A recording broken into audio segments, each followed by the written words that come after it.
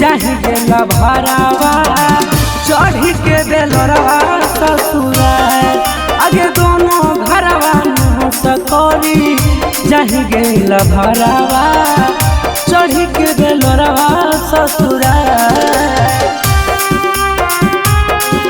चढ़ी के बेलरवा ससुरा।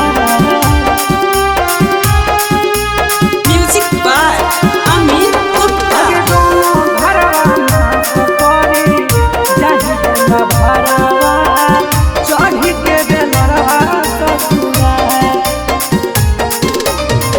लगलो दुबरिया जब से मुँह मौना बोलही टूटला के दिल हमर खोल नहीं खोलही खोल नहीं खोलही। लगलो दुबरिया जब से मुँह मौना बोलही टूटला के दिल हमर खोल नहीं खोलही। आगे झुमरा जबाबा कर तो विचार आगे दोनों घरवा नाश करी जाहि गेला भरावा चढ़ी के बेलरवा ससुरा आगे दोनों घरवा नाश करी जाहि गेला भरावा चढ़ी के बेलरवा ससुरा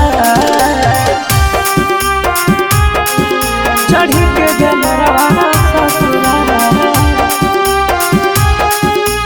म्यूजिक बाय अमित गुप्ता। आगे दोनों घरवा नाश करी जाहि गेला भरावा चढ़ी के बेलरवा ससुरा।